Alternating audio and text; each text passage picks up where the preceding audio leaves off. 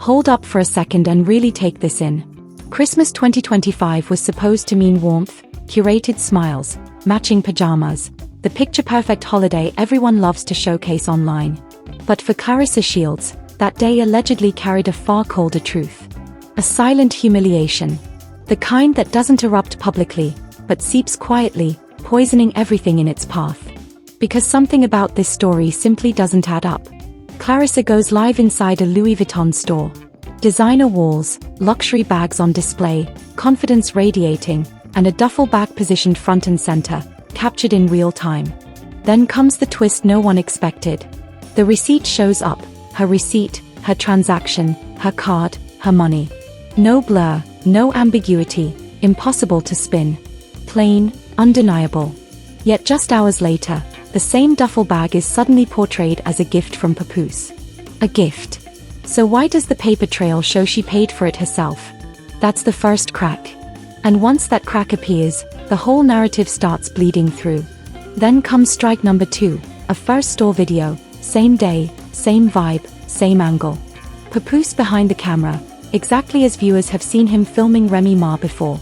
And according to the allegations, the moment this clip started quietly circulating, it vanished, gone, erased, as if someone had called and wiped it clean before the public could piece the story together. But the internet never truly erases. Tasha K claims she already had the footage, already secured what she calls receipts. And that's the moment this stops being messy relationship gossip and starts feeling far more deliberate, far more calculated, a financial triangle. Because this isn't just about infidelity. It's about positioning, control, and access. It's about positioning. It's about access. About keeping someone emotionally tethered while the marriage remains untouched, unseen, intact. And if you're wondering why money keeps surfacing, tax troubles, pawn slips, unpaid balances, here's the truth. When pressure mounts, affection isn't genuine, it's performance.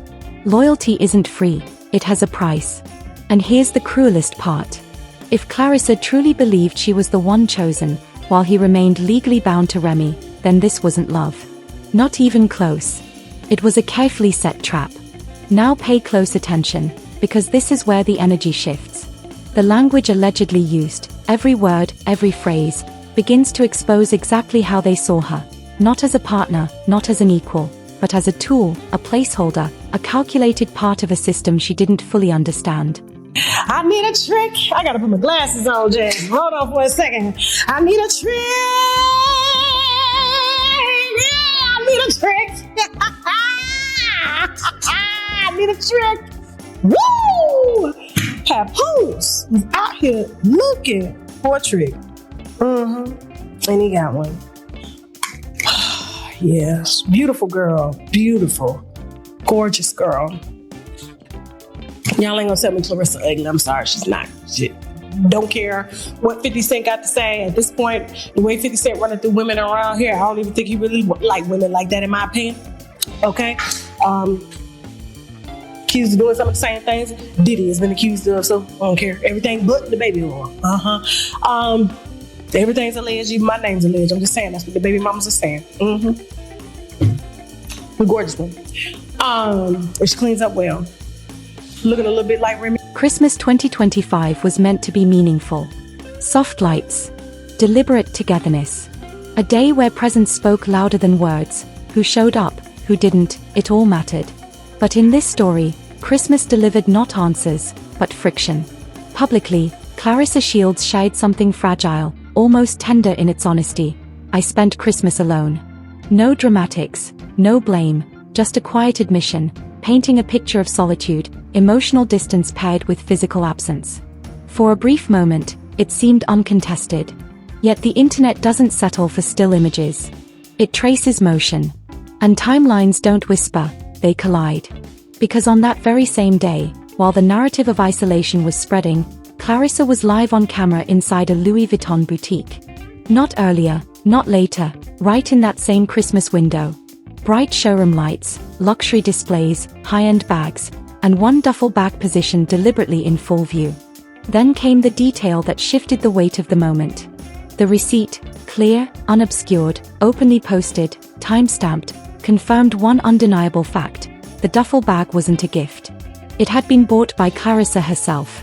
That was the first fault line. Only hours later, the same duffel bag reappeared. But this time, it was no longer a purchase. It was framed as a gift from Papoose. A present. The implication screamed. The contradiction roared.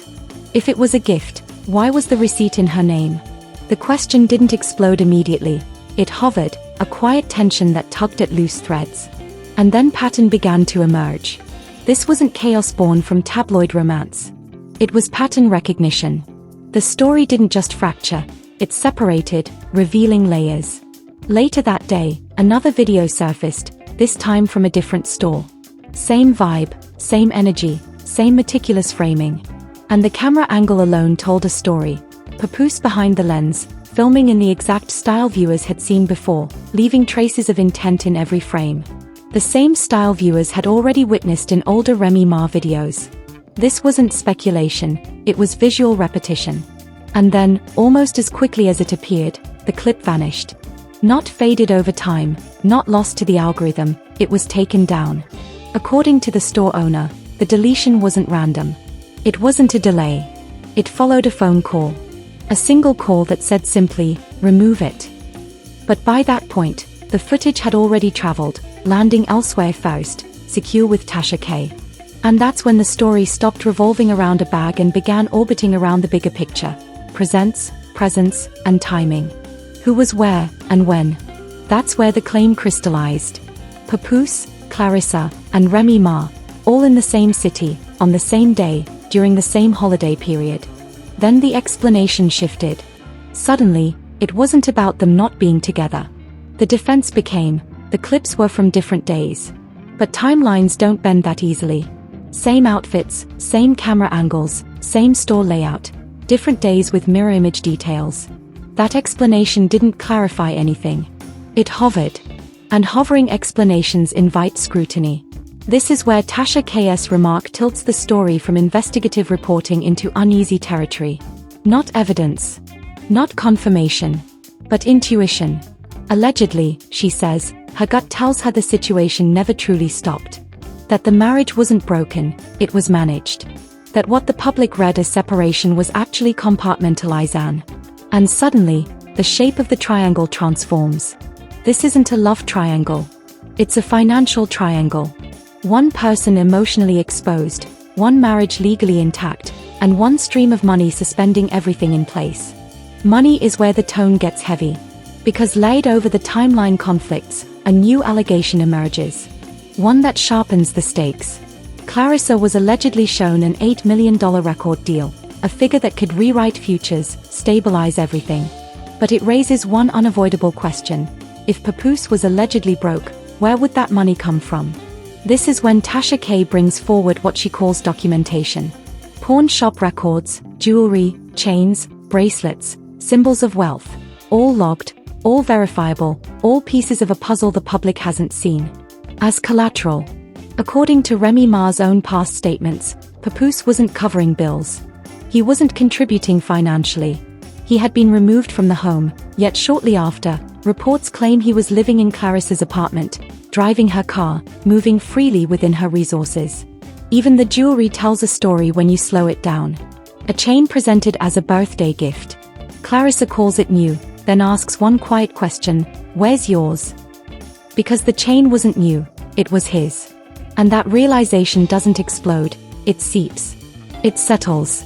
This is where part 1 pivots, away from spectacle and gossip, into something far more personal, far more unsettling. When resources shift hands without transparency, and affection overlaps with reliance, motives blur. And the final note of this chapter doesn't land on emotion, it lands on records. In an older clip, Remy Ma addresses Papoose directly, not by nickname, but by his given name, Willie. And that matters. Willie leads to William Wilmacki. And that name opens another door. Public filings, over a decade of unpaid taxes, federal liens, six-figure balances, multiple records, properties under strain. Not rumor. Documentation. At this point, the story no longer reads like celebrity chaos. It reads like a system under pressure, quietly sustained by money in motion, while loud narratives distract the surface. And just before this chapter closes, The very footage that sparked it all is confronted head-on, undeniable and inescapable. I'm sad to report. Because here's the thing, the Christmas thing, we gotta go back to 2025. I'm so sorry about this, y'all. We gotta rewind it back. I gotta do one spin for this. We gotta rewind it back, okay? So the Christmas thing had me bothered. Had a lot of y'all bothered. Clarissa spent Christmas alone. She was live in the Louis Vuitton store buying Louis Vuitton bags and a duffel bag. Posted the receipt of the duffel bag online, had Papoose give her a Louis Vuitton box with a duffel bag in it and forgot that she had posted the receipt stating that she bought the duffel bag that he gave her. Then she said, hey, can you get this online so people would think you bought me something? Okay, cool. I'm gonna sit down right here like this. All right, right there. Put the camera up. Let's go. Same way he was holding the camera for Remy Ma that she claims that he was not with on Christmas Day. By now, the audience sees the contradiction clearly. They've seen the receipt. They've watched the framing. The illusion is exposed, undeniable. But the final note of this chapter isn't about illusion, it's about erasure. Because the first store video didn't vanish on its own. It was removed under pressure, deliberately, intentionally. And that very act, that silent, calculated deletion, cements this chapter. It's the moment that locks everything in place, turning confusion into a pattern, speculation into something far more deliberate. And when this video came out, and they put it in my DM and I posted it, the owner of this fur coat store deleted the video. He got a call mysteriously to delete immediately, but too late. Tasha K already had it, boo. Proof that they was together on Christmas. He was with his kids, his wives, Remy. He held the camera when Remy did her little video. Not with answers, not with closure, but with a creeping, unsettling awareness. If footage keeps disappearing, if timelines refuse to align, if money moves silently behind the scenes, and if marriages never officially end, then this story was never really about what was said aloud. It was about what someone worked tirelessly to make vanish, receipts erased, clips removed, Christmas contradictions quietly buried. One question refused to let go. Why did money keep surfacing in a story supposedly centered on love? At first, it appeared subtly, a designer bag, a borrowed car, a change of address never explained publicly. Small, easily overlooked details. But gradually, the narrative shifted, not toward romance, but toward necessity. Because feelings can be performed, but debt is relentless. This is where speculation stops drifting and collides with cold reality. Documents, figures, filings, records that don't bend for fame and don't soften for sympathy. Publicly, Papoose was presented as secure, generous, financially grounded, but the official records painted a different picture. And here, identity becomes critical. Not the name on the albums, the name on the paperwork. Because once the legal name enters the frame, the past snaps sharply into focus. Years, not weeks, not a missed payment here or there, but decades. Tax responsibilities allegedly ignored year after year. Liens accumulating. Notices compounding balances that don't vanish just because attention shifts elsewhere. And now the story becomes uncomfortable for a new reason. It introduces motive. Because when financial pressure stretches across decades, every action, every connection, every relationship starts to make sense in a way that's cold, calculated, and deliberate. When someone carries financial pressure that shadows them across cities, homes, and relationships, nothing remains casual. Every connection becomes calculated. Support stops being emotional, it becomes operational. Suddenly, everything that came before takes on a new meaning. Luxury spending no longer reads as celebration. Living arrangements no longer feel temporary. And gifts? They stop feeling generous. They feel deliberate, strategic. Then the lens widens. While one corner of this triangle was allegedly buried under years of unresolved financial strain, another corner faced its own gravity. Remy Ma, according to publicly discussed records, wasn't on solid ground either, allegedly carrying a tax burden so heavy it shaped every choice. Over $600,000. And that number doesn't just sit quietly on paper. It shapes behavior. It turns silence into coordination. And when two people share history, exposure, and mutual risk, money becomes the thread that keeps them tethered. Even when affection fractures, this is where the story tightens. Because when both sides of a marriage are under financial strain, separation isn't just painful, it's dangerous. Divorce stops symbolizing freedom, it starts threatening collapse. And this is when the third point of the triangle takes on a new role entirely. Not a lover, not a companion, a lifeline. Clarissa Shields, publicly resilient, financially active, earning in real time. And here, the allegation lands hardest. Not that she was complicit, but that she was placed. Placed as emotional insulation. Placed as financial relief. Placed close enough to absorb the pressure, but never given a view of the full structure bearing down on her. The language used to describe her role is brutal, intentional. A buffer. A lick. A cash source. Not words of affection. Words of utility. And when past moments are replayed through that lens, everything shifts.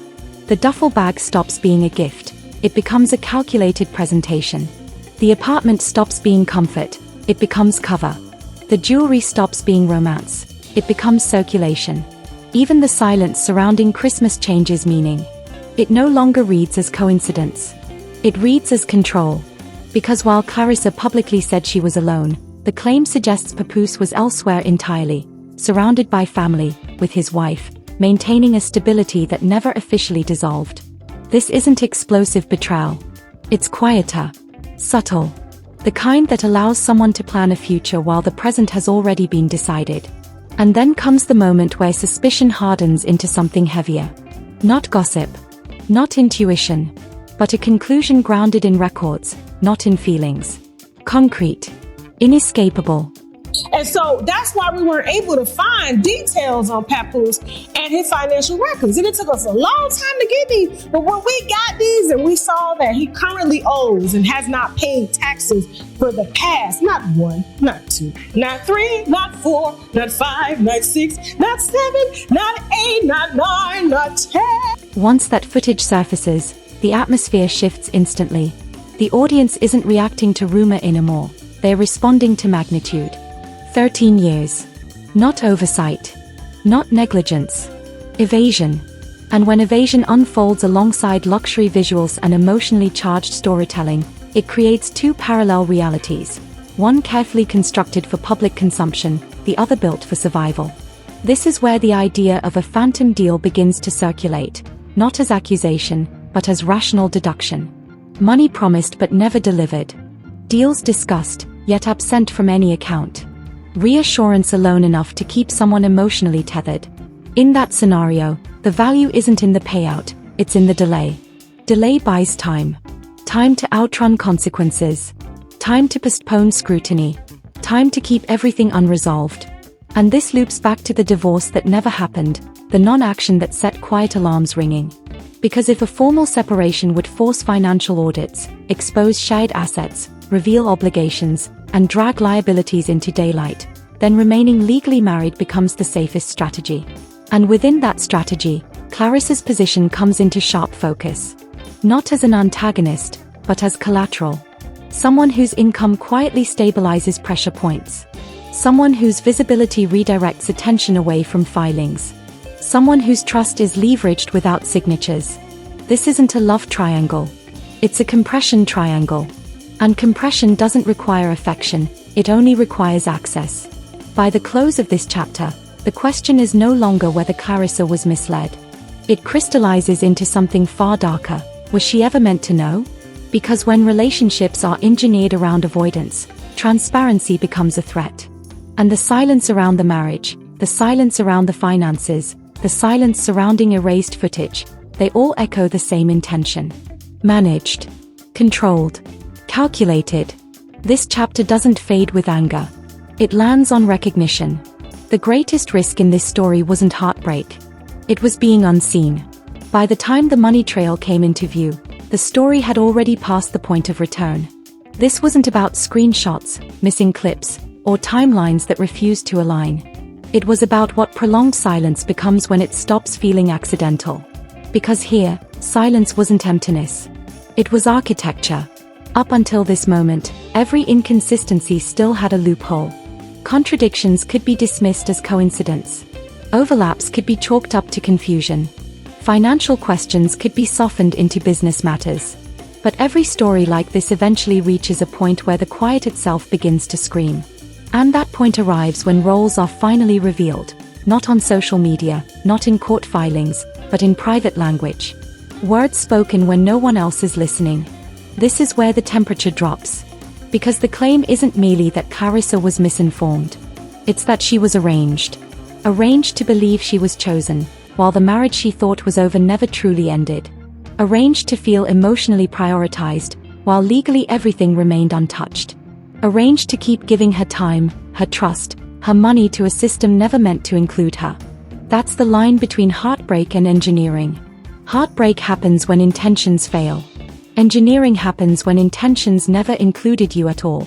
And this is why the language allegedly used behind closed doors matters more than any public-facing narrative. According to claims, Clarissa wasn't seen as a partner. She was treated as a utility, a cushion when pressure spiked, a shield when finances tightened, a diversion when attention needed to shift. That's why the phrase that later surfaces lands with such force. Not because it's sensational, but because it exposes the mindset behind the arrangement. You are the lick. Those words don't come from affection. They come from calculation. They reveal a framework where a person isn't seen as human, they are leverage. And when every moment is revisited through that lens, the emotional timeline reorganizes itself. Clarissa's Christmas statement, "I spent the day alone," no longer reads as vulnerability. It reads as awareness. Because while she publicly claimed solitude, the allegation maintains that Papoose was elsewhere, with his wife and child, exactly where the law still placed him. That isn't chaos. That's structure. A structure Clarissa was never part of. This is the emotional center of the story, not the spectacle, not the gossip, but the quiet, bone-deep realization. What she thought was a relationship was never one. It was access. Access that can be revoked without warning. And this is why the alleged story around the divorce is pivotal. Divorce doesn't just end relationships, it exposes finances. It opens books. Forces disclosures. Brings private systems into public scrutiny. And according to claims, that exposure never happened. The divorce stalled, then vanished entirely. And that single decision reframes everything. Because if separation would dismantle the financial scaffolding holding two people together, remaining married becomes tactical, even without emotional closeness. Within that tactic, Clarissa's position becomes painfully clear. Not because she lacked intelligence, but because she was denied information. Here, the story moves beyond celebrity spectacle into something far more unsettling. It asks the question most avoid: how many relationships exist solely to protect something else? Reputation, debt, stability, control. And how often is love merely the language used to disguise those motives? As that pressure mounts, the claims sharpen. That alleged $8 million record deal wasn't just numbers, it becomes a symbol. A promise, a tether, a reason to stay invested. The alleged $8 million deal was never meant to materialize. It wasn't income, it was reassurance. A tool to keep Clarissa both emotionally and financially invested, long enough for other liabilities to be managed quietly, out of sight. And if that's true, the final revelation isn't about money at all. It's about intent. The moment someone realizes they were never meant to move from access into commitment, the entire illusion shatters. This is where the interview lands, not as spectacle, not as gossip, but as exposure. It lays bare the system, the strategy, the architecture of control. And in that exposure, the quiet truth becomes undeniable. What Clarissa believed was a relationship was never designed to include her. The man is not divorcing his wife. She's not divorcing him because you are the link. He is going to help his wife to get out of debt using the money that you make from fighting. So in my opinion, he's giving you a fake $8 million deal, which is credit. It's there. But if you go win, you don't need it. There's no money. After this clip, there's no returning to ambiguity. This isn't framed as jealousy. It isn't bitterness. It's a warning. A warning that Clarissa may have been funding a structure designed to exclude her. A warning that the marriage she believed was over never truly ended. A warning that her silence had been convenient for those benefiting from it. And here, the ending becomes unavoidable. Tasha K's conclusion isn't loud, it's final. She doesn't claim the relationship ended. She says it never started. Because starting requires honesty. Starting requires freedom. Starting requires the absence of another legal commitment. And none of those conditions existed. So what remains is a choice, not for the audience, but for Clarissa. Does she walk away and force the structure into the light? Or does she stay quiet and continue absorbing the cost of a system never built for her benefit? That's why the story no longer reads as gossip. It reads as pattern. Powerful men. Ambiguous relationships. Women kept close, yet excluded. Money used to stabilize silence. And patterns like these don't vanish when ignored, they repeat. This chapter doesn't end with outrage. It ends with clarity. Because once someone sees they were never part of the plan, the only question left is how long they are willing to pay for believing otherwise. This is where the story stops being entertainment and becomes personal. If even half of what's alleged is true, then this wasn't confusion. It wasn't miscommunication. It wasn't bad timing. It was design. Carefully paced. Quietly managed. Emotionally costly. Clarissa didn't lose a relationship, she lost clarity. She was allowed to believe in proximity while commitment existed elsewhere. Allowed to invest while the structure around her remained untouched. Allowed to stand in the spotlight while decisions were being made in rooms she was never invited into. That's not heartbreak. That's positioning. And the most dangerous part isn't the money, it's the silence. Silence protects systems. Silence keeps debt hidden. Silence allows marriages to remain legally intact while emotions are outsourced elsewhere. This is how people are used without ever being openly rejected. No breakup. No honesty. No clean ending. Just distance disguised as affection. If you're watching this and thinking it could never happen to you, that's exactly why stories like this keep repeating. Because they don't begin with lies. They begin with access. They begin with reassurance. They begin with promises that sound real enough to delay questions. Until one day, the receipts surface, the videos disappear, the timelines collide, and the truth hits heavier than the lie ever did. So ask yourself, if the relationship was real, why did it require so much silence to survive? If the intentions were pure, why does everything only make sense when you follow the money? This isn't about picking sides. It's about recognizing patterns. And patterns don't care who you are. They only care that you remain quiet long enough for someone else to benefit. Once you see that, you cannot unsee it. The question is no longer what happens next in the story. The question is, how long are you willing to pay for believing you were ever included?